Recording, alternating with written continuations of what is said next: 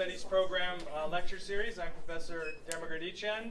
Tonight, we're going to be enjoying our third lecture in our series of lectures. I want to tell you a little bit, however, about our next lecture so that you can think ahead and plan ahead.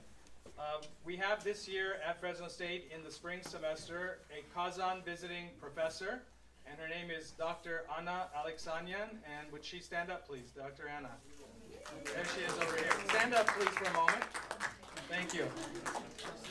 Dr. Oshagan is coming to us from the last 2 years at the Promise Institute at UCLA, where she was teaching, and then she had done her doctoral research and received her degree from the Strassler Center for Holocaust and Armenian Studies, Genocide Studies, in Worcester, Massachusetts, Clark University.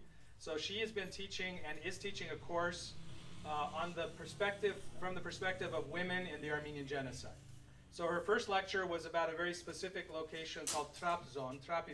That was last week. And then on March the 6th, so it's going to be on a Friday night, she will give the second in her three-part series, and it will be on Armenian women's daily life in transit and concentration camps, 1915 to 1918. And this will be in our back in our other venue, back to the Peters Business Center. So always just look at the flyer to make sure you know where you're going to be at. Most of our events will be there, but sometimes they're not available. So that's our next upcoming event. And then I just want to remind you about the upcoming Armenian Studies Program 38th Annual Banquet, which will take place on Sunday, March the 22nd. And we are honoring our president of our university, Dr. Saul Jimenez Sandoval, who has now been his 5th year as president. And he's a close friend of our program and of the Armenians in the community. So we want to have a good turnout to support him and to honor and recognize him. But we also bring our students that are graduating, minors, and also students who receive an Armenian Studies scholarship. This year, we're going to reach our greatest total ever, meaning in the amount of money that we're going to distribute, it's going to be over $130,000. That's thanks to the community. That is more than anybody else in the United States, probably in the world. And that comes because over the years, we have had very generous sponsors in our community. More than 40 different funds we have, named funds. And very soon I'm going to announce 3 more. 3 more are in the pipeline that will be announced at the banquet. And if you're interested, please do it, because students can always need the help and the support. And it also encourages them to participate in our program. If you have any questions about being on our Armenian Studies Program lecture email blast list, please just see me, just give me your email, and I'll put you on our events list, and you'll receive the weekly or bi-weekly reminders about what's coming up. So tonight we have the pleasure of having with us Ara Oshagan, who will be presenting photographs from his recently published photographic book, and that's the one that's up on the screen. It's a work about memory of the diaspora, multi-generational displacement, and the ambiguities of narrative. And he himself is has grandparents who survived the Armenian catastrophe of 1915, and whose parents were themselves born in diaspora. And he himself was born and grew up in the Armenian community of Beirut. And many of you will know his family, but he's going to tell you about his family, I hope, his parents and about his grandparents, very well-known Armenians in the community, and I'll put that back up in a moment.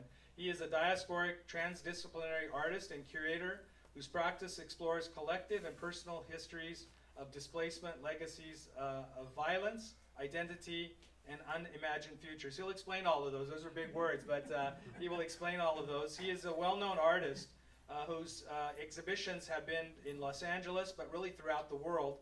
And he has also brought with him the book that we're going to be looking and talking about, Displaced, but he's also brought his latest publication, which he'll also talk about.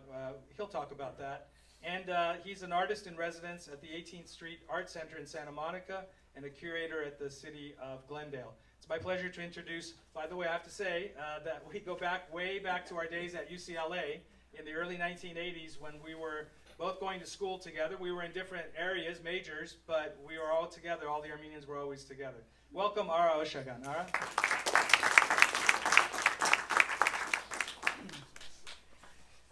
Thank you so much, Barlow. Yes, we go back from the early 80s at UCLA. the heyday of the Armenian awakening, let's say, in Los Angeles. And those are memorable times that really forged kind of our future. Thank you very much, Barlow, for inviting me. Thank you very much for Cal State Fresno for having me. Thank you very much for being here tonight. Can you hear me? Is it clear? Yeah. So I'm going to present today this book that was published a couple of years ago that I did in conjunction with Krikor Belidyan, the author, and I'll talk about that more in depth. And this book also is part of a trilogy of work that I've been working on since 1998, 1999. I photographed extensively in Artsakh and published a book. And then I photographed also in Los Angeles. And so this book, Beirut, is kind of the trilogy of works that I've been doing. So the background, the context for how this book came about and why I did it goes back, as a lot of Armenian stories go back 100 years. Right? It goes back to our displacement from our indigenous homeland. My grandfather was displaced, Ara Oshagan. Some of you may have heard of him. An important writer. He was displaced from Polis, where he was. And he left and he lived in Bulgaria, he lived in Cyprus, he lived in Egypt, he lived in Jerusalem, bouncing around all over the place in the diaspora. Constant movement through multiple languages, multiple ways of life. My father was born in Bulgaria, and he lived in France, he lived in Palestine, and he then ended up in Beirut. From my mother's side, they were from Gurun, from Western Armenia. They were displaced during genocide. They went from there to Haleb, and then my mother was born in Iraq, and then she ended up in Beirut. That's where my parents met, and so that's why I was born in Beirut. So I was born in Beirut, and then as our story is, as Armenians, our story is like every generation, displacements from different parts of the world. Seems to be constant displacement for us. I was myself displaced from Beirut during the Civil War. That's much better, yeah? And I came to the United States. And I grew up here. So, as an artist, I very much wanted to return at some point to Beirut. To return, and you know, it's kind of the title of this talk, I don't have it here, but it's Diasporic Return. So because of the multiple displacements, multiple diasporic spaces in which we have lived, the return is not return to a homeland, but to return to a diasporic kind of homeland. And so that also creates a kind of this ambiguity. So you have these multiple movements, multiple cultures, multiple languages. Like I grew up with Armenian and French and some Arabic, then came to the United States, added English. And so it's sort of this diasporic spaces in which we live is multi-language, multi-dimensional, multicultural, right? And different ways of life and different ways of being that come together. So when I returned to Beirut, so this whole history in a way, right, in a way, I take back with me. And the work kind of stems from that place where I went back, and the way I work, very quickly so that it kind of contextualizes the photos also, is I don't have a very specific thing that I like to, I have no plan to say, all right, I'm going to photograph this, I'm going to this. I usually just map out an area. So, all right, in this area, I'm going to stay, I'm going to live, I'm going to interact. And it is kind of this random movement that I do through this area, and that I connect with people and places and things. And so the work, the photographs become kind of a response to the place and to the people that I'm interacting with, while I carry this kind of baggage, this history, this past with me. That's also part of that interaction. And the photographs are kind of this what I said is kind of friction between world and myself, in a way. This kind of friction creates these photographs. And then I photograph whatever I photograph in that kind of process. A lot of times I will speak to somebody for maybe 20 minutes, 30 minutes, an hour, and not take a single picture. Other times it could be just the opposite. So this kind of this random process. And usually I don't know exactly what the result is. So the result is when I return home, I look at the photographs. I usually have this big wall. I put them on my wall and I still look at them. And every day I come back and I look at them. If I like that photo, it stays up there. If I don't like it, it comes down. And like this kind of this process of weeding the photos, and as well as the photos kind of show me what direction they're going in that way. And so multiple trips are required. So I started this project in 2014, and it took me about 4 years, 6 different trips to Beirut to photograph. And quickly about Grigor Beledian. I'm sure many of you have heard of Grigor Beledian, the preeminent Western Armenian diasporic writer. I asked him, because he's also from Beirut, right? So he was born in Beirut, not in Burçamut, but nearby. He was born there, and then he left very young. He went to France. And I asked him to write an introduction. And he ended up writing this really long kind of text, and I'll read from that. I have that in this presentation. I'll read from that. And what he did was, when he was a child, his mother would take him to Burçamut, take his hand. So Burçamut, for those of you who don't know, is this neighborhood in Beirut, which is densely Armenian. After the genocide, Armenian survivors settled there, and it was for decades. It was like almost 100% Armenian, and then because of different issues, political issues, and repatriation and things like that, it's now less and less Armenian, and then now all the wars and things. So, but this is one of the iconic kind of diasporic neighborhoods in the world, right? So his mother would kind of take him to Burçamut, and they would walk through Burçamut. And so the text that he wrote is this kind of walk through Burçamut, and he's reflecting on these different things he's seeing and different things that he's smelling and interacting with. So in a way, it's very much parallel to the photographic process that I engage in. And so his text and my photographs in that way kind of overlap, and I can talk a little bit more about that. And he wrote, of course, in Western Armenian, Grigor Beledian, and the brilliant translation into English by Tali Voskericyan, who also happens to be my cousin, and Christopher Millis. Very fortunate to be working with them.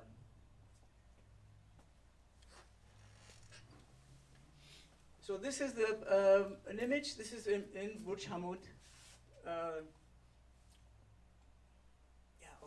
Forgot that.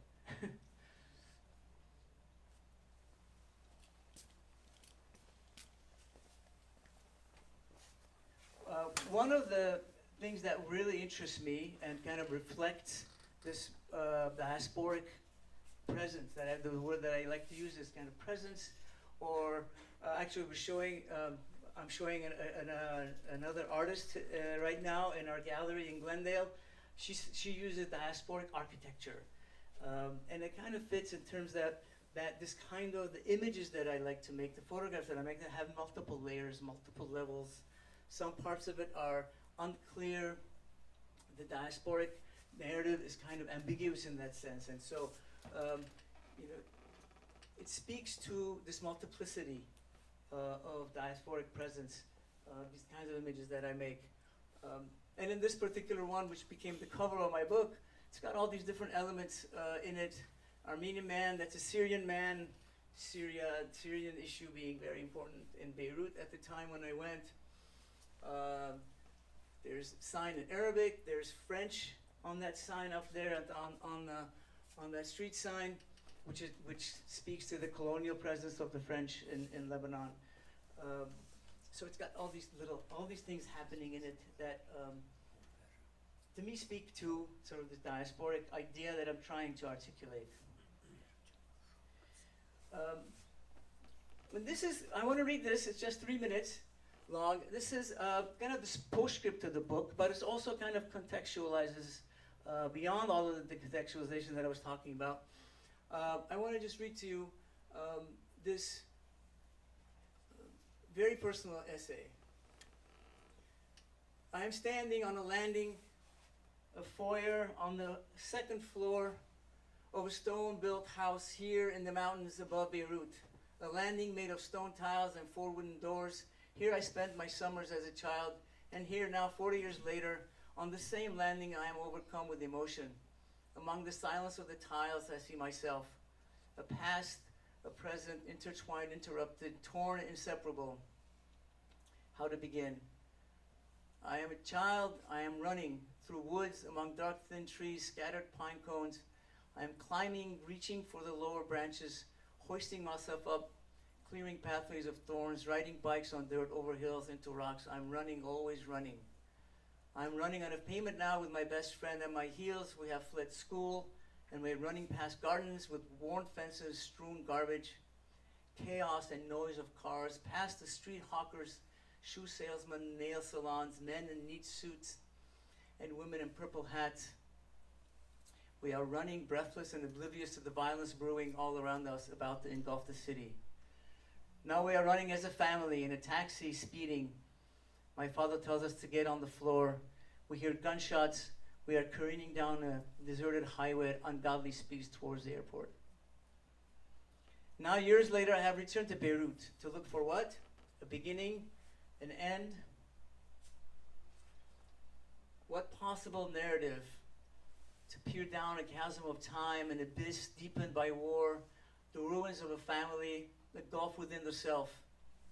The Civil War has created a new city, yet it seems nothing has changed.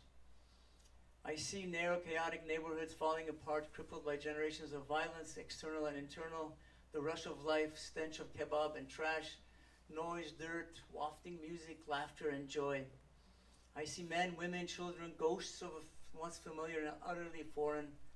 A community defiant, breathing, and vibrant, resilient, a place, an incessant, undying past. I see an invisible subterranean violence that can rise like a typhoon at any moment.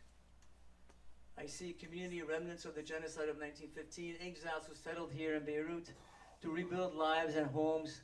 I see them here now and still, 4 generations on, still absorbing cascading wars, economic collapse, and disasters, still connected to their far-off homelands of Western Armenia. I hear a melodious, resonant language, my own Western Armenian, currently on the UN endangered languages list. The language on his deathbed, trying to reach across an even greater abyss to its beginning. I see myself.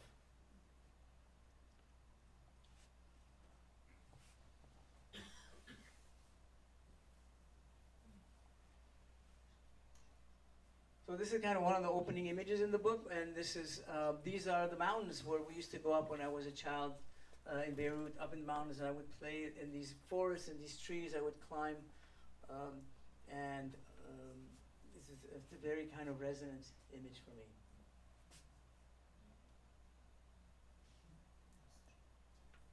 This is at AUB, at the Armenian University of Beirut. I'm sure a number of you know it, have been there probably. Also, this is also part of my childhood where I used to climb up in these trees and run after these cats, and they will have been there for decades.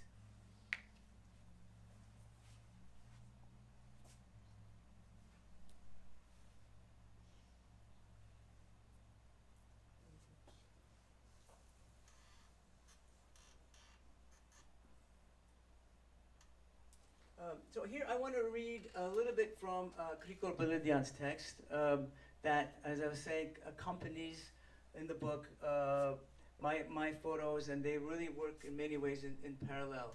So this is how he opens his work, and he speaks about Buchamud. He speaks about all the different places that from different areas of Western Armenia that Armenians settled in the Buchamud, in Buchamud. Down from the hill beyond the river is Giligia, as you call it. Nor Sis, nor Adana, nor Marash, nor Amanos, nor Tomarza, nor Yozgat. You rattle them off in a single breath, Giliga lives again, right here. Who knows until when, in his legendary names. The bridge is his official gate. And so this bridge is the bridge that he describes that he crosses into Buchamud when he enters. It's a very symbolic kind of thing. But in the summer or during autumn days, all of you prefer the alternate route. When you descend the hill, you enter directly the shallow flow from the tree-lined street that edges the river. The waters receded, the riverbeds turn into a swamp. Here and there, protruding stones, small patches of hardened sand and clay earth, mosquito-infested clumps of nettle or plants that have no names, remnants of branches from the last flood, sometimes large pieces of metal, even skeletons of automobiles lying on their backs, a jumble of scraps and refuse that is the refuge of birds shut out by human habitation. So it continues like this in this essay.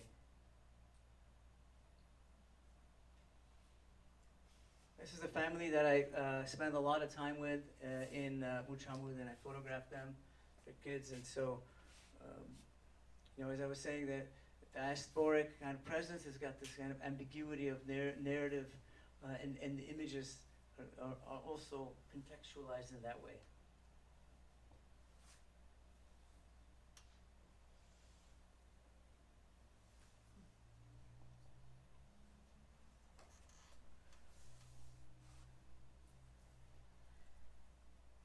One of the things that was very interesting to me,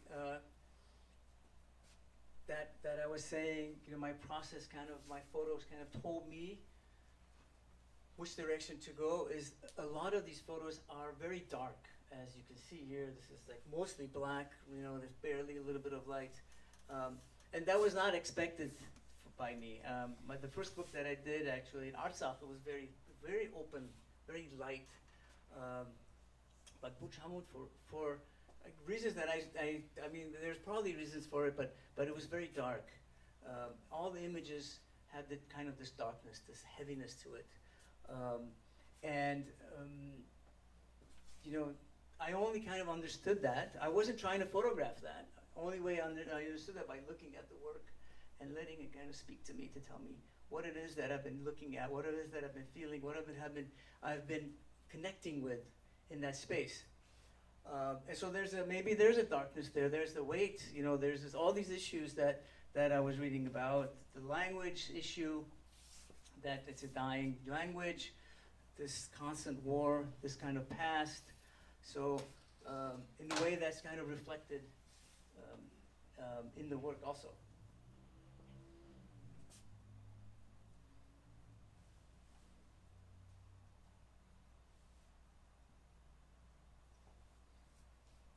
And also they party a lot in Beirut. They're always having some kind of a party, and this is also an image like let your eyes kind of wander. I appreciate it when people spend time looking at images, because you can see different things happening forwards and backwards every time. When I get to look at it now again, I see other new things that are happening sometimes in the images.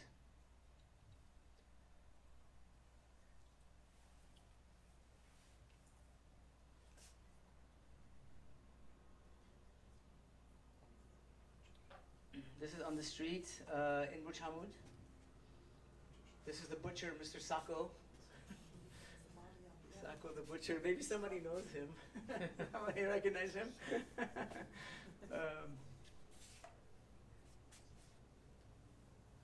Again, with the multiple layers, you can let your eyes wander with different parts of the image.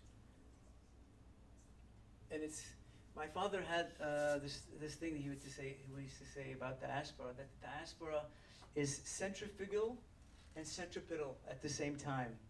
So it pushes outward, at the same time it kind of pushes inward, because your diaspora is spurke, spread, sprele, so you spread out, but also there's this sort of really, really intense intimacy. So those two things happening at the same time.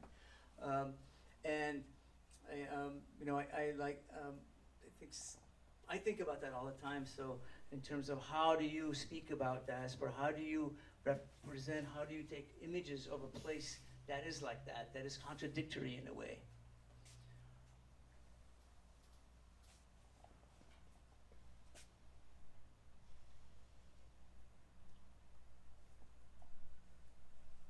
This is again on Burj Hamid on the street, Arak Street.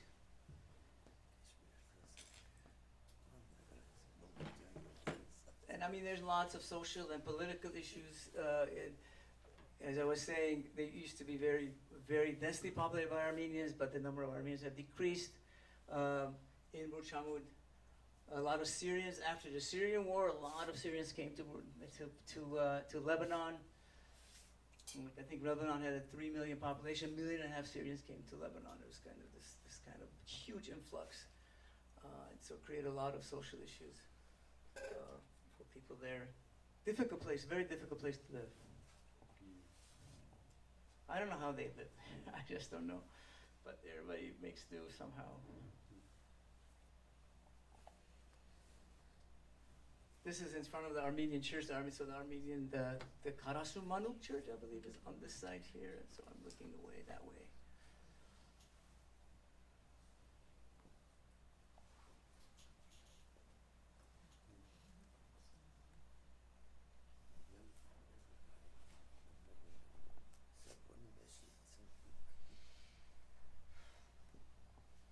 This is inside the church, obviously.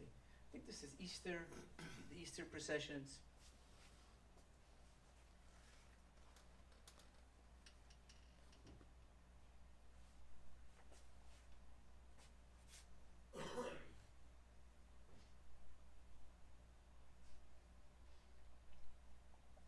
This is during the rehearsal for theater in Burj Hamid. So I photographed, as I was saying, all different kinds of things, all different parts of life. I spent time with families. I spent time there, lived there for a couple of weeks, and I tried to integrate myself as much as possible as the return, right? So you're returning to a place that's changed over time, that you've changed and the place has changed, and so you're trying to navigate that kind of interaction with this new place.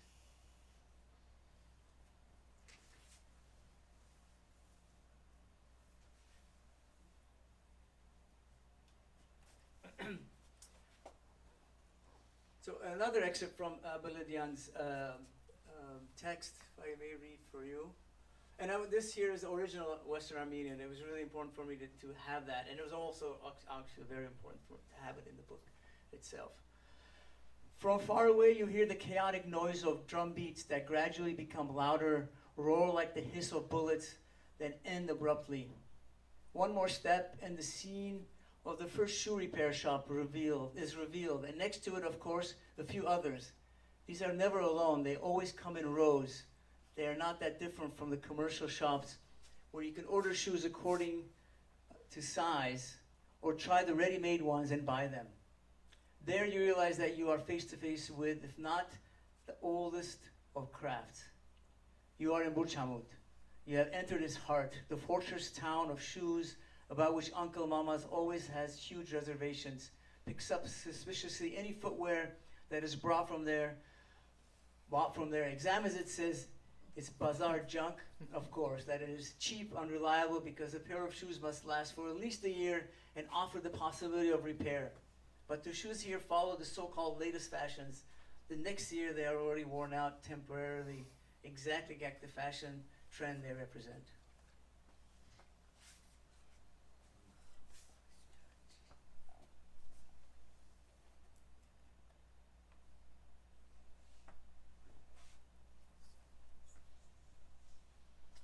This is with the family that I spent quite a bit of time with also. And again, the layering, the center sort of being oftentimes empty of something of significance, the action happening oftentimes along the edges. To me, to speak to this kind of the diasporic kind of marginality, as well as the centrifugal and centripetal kind of idea.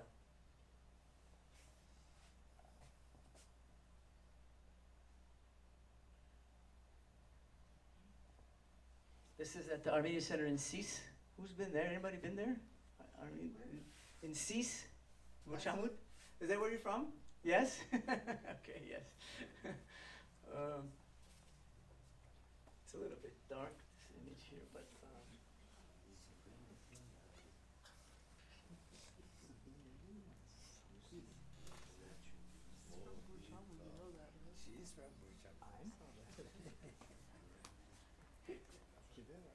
EJ? No, we're done. If there are any questions, you know, I could very easily answer them as we look at the pictures. This is a reflection happening, right? So this is. Is this a medical center or some center? This is the Armenian. What is she waiting for? That's what's interesting. What is she waiting for? I think she's waiting for a meeting to start. This is the ARF Center in Sis. Okay. Is this the Azerian Agum? Azerian Agum, Azerian Agum, exactly. Yeah. Statue. And they're playing cards over here. I don't know if it's kind of hard to see, maybe. And that's. And there's a reflection. So in the center here is really what's happening is behind me, and I'm photographing this way, but this is the center part is reflected from behind me because it's a glass and it kind of mirrors what's behind me. So it's got multiple layers. Any questions? What? No? Yeah. Why are your pictures black and white? So, very good question. It's not, to me, it's not a nostalgic thing. I think a lot of people kind of think that because, it's maybe, there's got this nostalgic, we were going back or whatever. It's black and white is a little bit more conceptual for me. It's more about form, more about composition. See, if, for instance, if there was a red in this image, for instance, or red and yellow and something like that, then you would be immediately affected by that in this kind of emotional way. Your mind would be connected to that color in a way. Black and white, really you end up focusing really on the kind of the structure that the image presents. The composition then becomes primary rather than the colors. And so to me, it's trying to articulate this kind of diasporic presence, diasporic structure that across the architecture, black and white makes much more sense.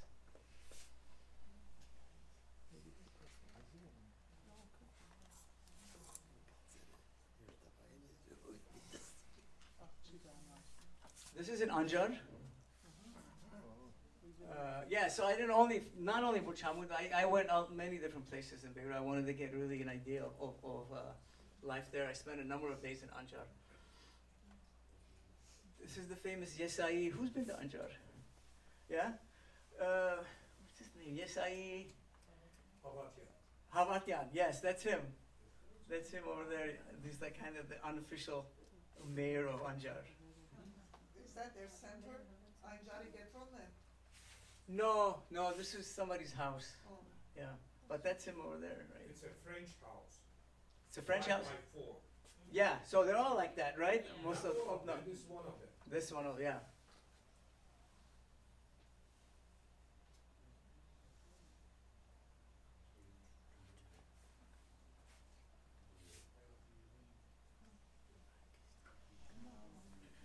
This is at the Sardarabad Getron and Burchamut again. Scouts.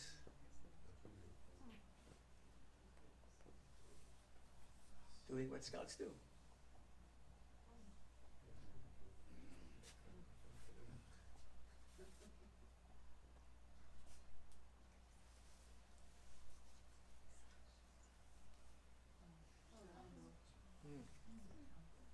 So, I don't know if these were real guns, okay? I really don't know, but there were these kids playing with these guns. They could have been fake guns, but knowing it's Beirut, it's probably real guns, but no bullets. I didn't see anything go off. They were just playing, and everybody had a couple of these guns, and they were just playing. They play war. Huh? They're playing war. Yeah, they're mimicking what they see around them. These kids were born during war. That's all they know, and so, they mimic that. And this is in Sanjak. This is the really, really old part of Burchamut that is now actually, after I photographed this, a few years later, they demolished this whole area. They're building new buildings in that area.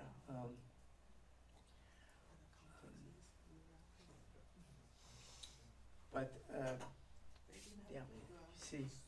I'm going to show it at the end. I'm going to show a little video, and you see, you get a better feel for what happens a lot of times in Beirut. And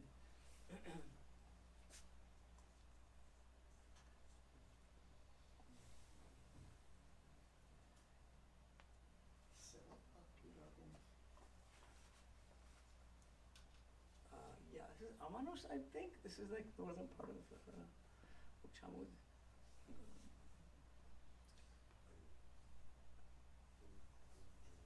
And also, again, the center of the image oftentimes is dark or doesn't exist or is blurred, speaking to that kind of diasporic structure. This is at the Burj Hamud cemetery. This is a list of names of people buried in the cemetery. And you can see the names, and you can see the plot number, and you can see the dates when they passed away. And so there's a man there, big man. He's got a huge belly, and he'll bring out these. If you're looking for somebody, he'll bring out these huge books. He'll open them, and he knows everybody. There's like hundreds of people there, but he knows them, thousands of people. He knows a lot about where people are, and then he'll find who you're looking for, and he'll tell you which plot to go to.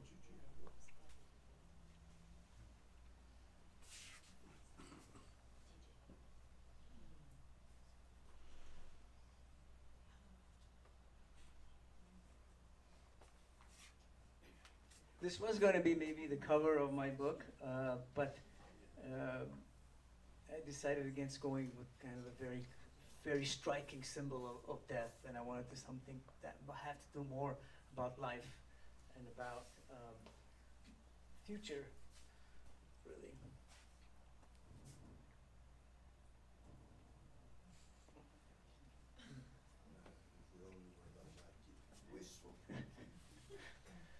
You see this kind of graffiti all over the place in Busham. Still, like 2025.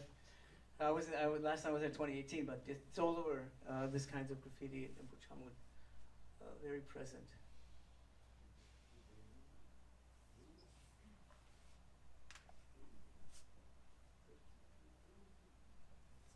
Let me read again a little bit from Grigor Bolidian. I think this is the last excerpt. So this is a little bit poetic. He's got the description of him walking through the different spaces in Buchamu, but then he'll like morph into this very poetic kind of language, speaking about larger issues. This is one of them. It's a little bit difficult to follow, but I think it's worth reading here. To describe like this means losing 1,001 details. There are, between what is noted, expanding interstices, if not outright cracks, the surfeit of voice and call and scream, above all, the gray, cruel surface of such spaces. What ruins? At the outset, reconcile yourself to the loss, like Giligia, which is not there. More than anything, abandon any pretense of achieving more, any mastery, any completeness. So he's talking about the aftermath of the catastrophe, right? And that still lives in Muhamud and these spaces. When you are a child and they bring you to these parts a couple of times a year only, you are almost enchanted by everything. Often you forget your ability to resist such enchantment. Your eyes focus on the present only. All writing requires a return, as you know, and that time in the present is not transparent. It is a palimpsest of unsteady, murky, tangled layers. Times are superimposed on each other, and they annihilate that initial something. Image, sensation, what you have lived, what you have not lived completely, and demands of you to finally reshape it, if there is that initial something to begin with. So this palimpsest and this unsteady, murky, tangled layers, you know, he wrote this, and I took photos. That's really, to me, it's like really astounding that we kind of worked in parallel. He saw some of my photos, but really he just kind of wrote his thing, and I took photos. But then they end up speaking to each other in indirect ways, sometimes direct, but mostly like indirect ways in this kind of And his poetic language speaks, in a way, very much to that.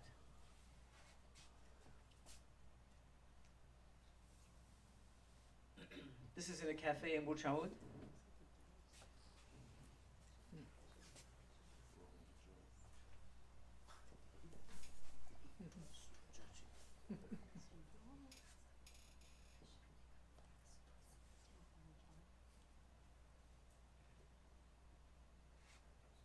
This is a former fedai or former fighter that fought and defended Burçamut. So there was all that history. Also, during the Civil War, Armenians defended Burçamut basically. Everybody who was older than 12 years old bore guns, and they defended Burçamut against everybody. Everybody was trying to attack not only the Muslims but also the Christians. In fact, the Christians were even worse than them. They're trying to take over Burçamut. So he was one of them.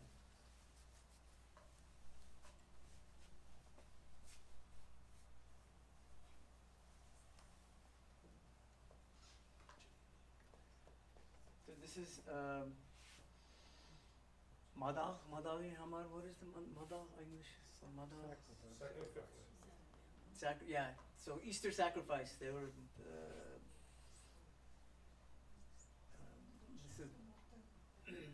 You'll see images of this. I'll show the video over there. This is lamb that they're preparing for the sacrifice.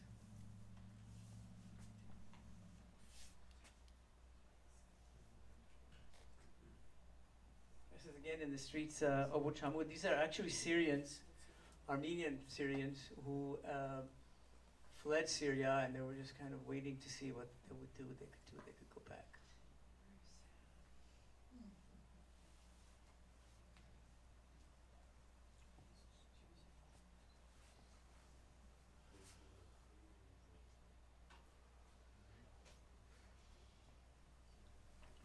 A funeral. Are we okay with time? We're good? Yeah? Yeah? Yes.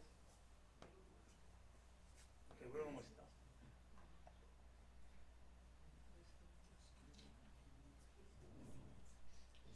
So this is, I think it's the last photo of my book, I think, because there's this generational thing here that really speaks to me in terms of this man, the father. There's movement towards hope, imagination, an unimagined future of some sort. I imagine it moving somewhere, place for hope. Yes. I see that little plaque there. I know. This is a verse from the Bible that says, "Let your kindness be shown To everyone. To everyone. Uh-huh. So this is made by a man, Samuel Pashkian.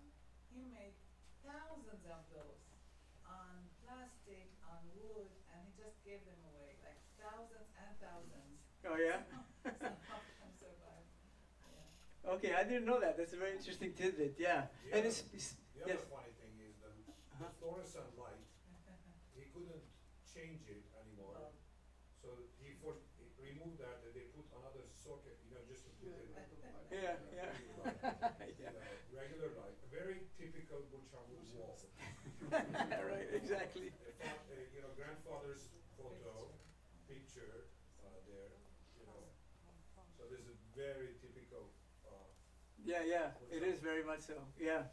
And these words speak to this kind of future also, right? This kind of hope that still lives there, even though it's a very dark place, difficult place. Did you have somebody say something? No? Do you have any photos of electricity wires? Of course, I have a million of them, but I don't know. I think I maybe have one in the book. That's a big puzzle if you can solve that. Yes. Yeah, to me, it's important. You look out, right? So when I make this book, when I try to articulate something about Burçamut, about our life in the diaspora, it's out to the world. Like it's a German publisher, and it goes out in the world trying to explain something about us to the world. But also, it's very important to look inward. That is, to say something to actually to us and the people living there, have make the kind of images that maybe they see themselves in a different light. And I try to really shy away from a lot of those images that we know, like the wires. That's the first thing you see when you walk into Burj Hamid. I don't know if I actually have any of those images. So I really try to make images that make you reflect, even people in them. And I get that a lot. They go, "Oh, it's this like in the garden." Like, what kind of picture is this? That I took a picture of somebody's kid or something. But I think that's like, it's important for them to reflect, to present something a little different. That's something that they can think about, maybe see themselves somewhat differently, or see ourselves, right? It's about us, finally. It's about me, it's about us, it's about our communities.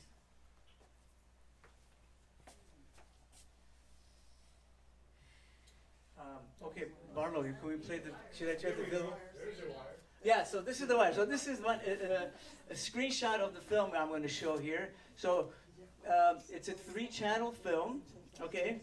So these 3 channels all move at the same time. So you have to really focus to kind of see what's going on. But you can also just take in the sounds and the images. Oh, we're on the website. Huh?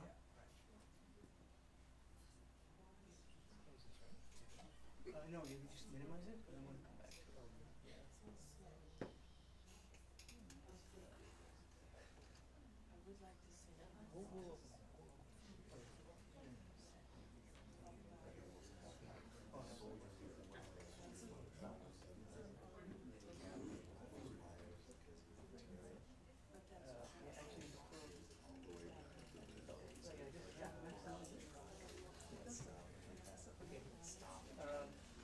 Yeah, I'll talk about it afterwards. Okay,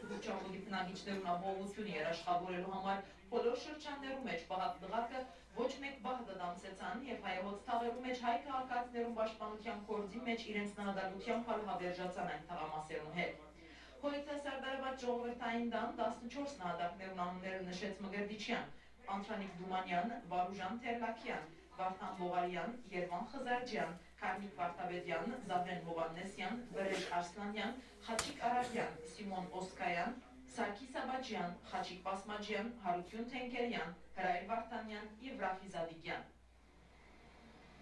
Այսինքն ամեն կողմյան բան եղածեք։ Ադե նեղությունս որ գներեք, այսինքն լացի, բայց շատ մեջս բան, այսին նեղություն գար, որտեղ ամենը վրա եկիդես, բարատաներ անան բան եղավ, այսինքն։ Գսենք որ լավ, բայց իմ մաղամ չեմ, այսինքն։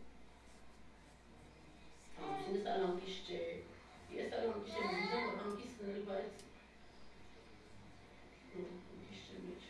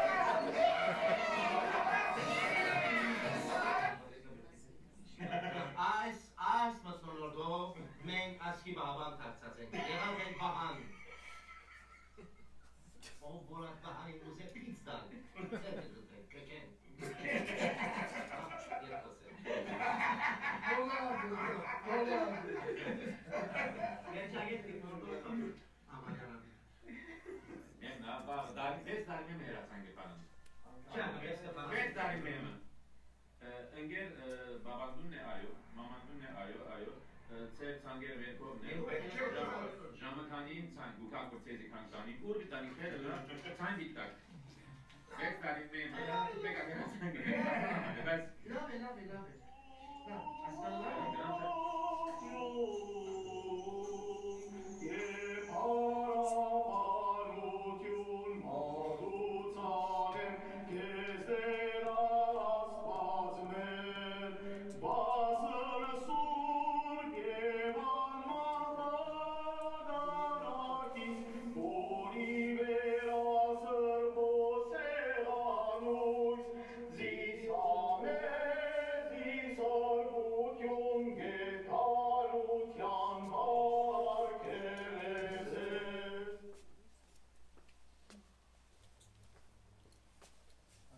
Okay, yeah, let's go back. And so I'll end there. I'll end with that. I think it's a good ending.